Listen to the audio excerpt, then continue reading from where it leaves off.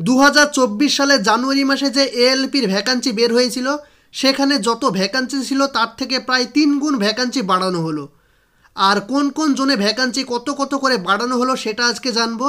আর railway বোর্ডের দ্বারা যে নোটিশ প্রকাশ করা হয়েছে, তো সেই নোটিশ থেকে আমরা আজকে জানতে পারবো যে কোন কোন জোনে কত কত ভ্যাকান্সি বাড়ানো হয়েছে। আর এটা হচ্ছে সেই নোটিশ।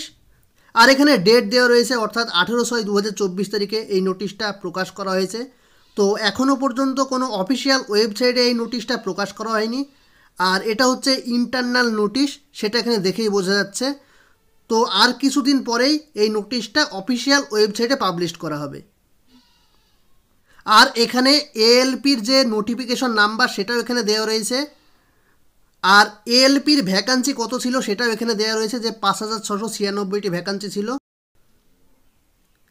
আর এখানে জোন ওয়াইজ ভ্যাকান্সি লিস্ট দেওয়া রয়েছে, অর্থাৎ কোন জোনের ক্ষেত্রে কতগুলি ভ্যাকান্সি বাড়ানো হয়েছে সেটা এখানে দেওয়া রয়েছে।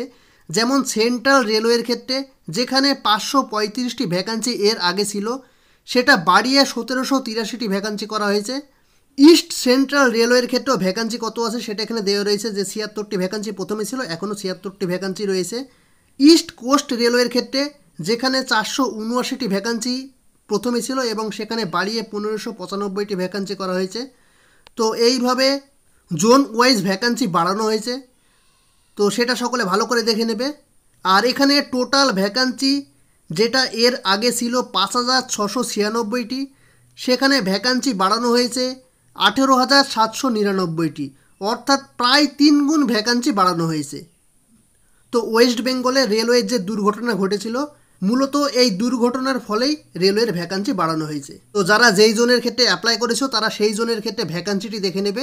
আর যদি কেউ জোন চেঞ্জ করতে চায় তাহলেও তারা সেটা করতে পারবে। আর এটা হচ্ছে ফুল নোটিশ, এই নোটিশটা সকলে ভালো করে দেখে নেবে।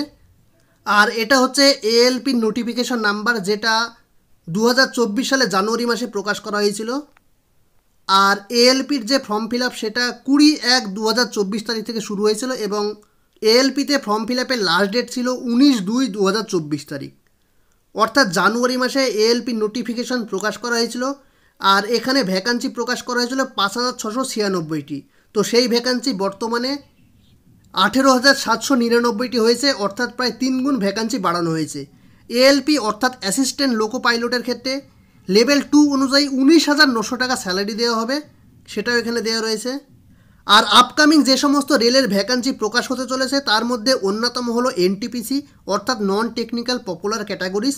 লেভেল 4, 5 এবং 6-এর ক্ষেত্রে যে কোনো শাখায় গ্রাজুয়েট পাস ব্যক্তিরাই আবেদন করতে পারবে। আর এনটিপিসি লেভেল 2 এবং লেভেল 3-এর ক্ষেত্রে যে কোনো শাখায় উচ্চ মাধ্যমিক পাস ক্যান্ডিডেটরাই আবেদন করতে পারবে। এরপর জুনিয়র ইঞ্জিনিয়ার্সের ভ্যাকান্সি প্রকাশ করা হবে, প্যারামেডিক্যাল ক্যাটাগরিজের ভ্যাকান্সি প্রকাশ করা হবে। আর জুলাই থেকে সেপ্টেম্বর মাসের মধ্যে এই সমস্ত ভ্যাকান্সি প্রকাশ করা হবে। আর জুলাই মাসে প্রকাশ হওয়ার সম্ভাবনা রয়েছে এনটিপিসির ভ্যাকান্সি। আর এনটিপিসির ক্ষেত্রেও প্রচুর ভ্যাকান্সি থাকার সম্ভাবনা রয়েছে। আর অক্টোবর থেকে ডিসেম্বর মাসের মধ্যে লেভেল 1 এবং মিনিস্টেরিয়াল অ্যান্ড আইসোলেটেড ক্যাটাগরিজের ভ্যাকান্সি প্রকাশ করা হবে। আর যেখানে লেভেল 1 অর্থাৎ গ্রুপ ডি ক্যান্ডিডেটরা মাধ্যমিক পাশ হলেই অ্যাপ্লাই করতে পারবে এবং যাদের আইটিআই কমপ্লিট করা থাকবে তাদের ক্ষেত্রেও বিশেষ সুযোগ থাকবে লেভেল 1 বা গ্রুপ ডি পোস্টের ক্ষেত্রে। আর লেভেল 1 বা গ্রুপ ডির ক্ষেত্রেও প্রচুর ভ্যাকান্সি থাকার সম্ভাবনা রয়েছে।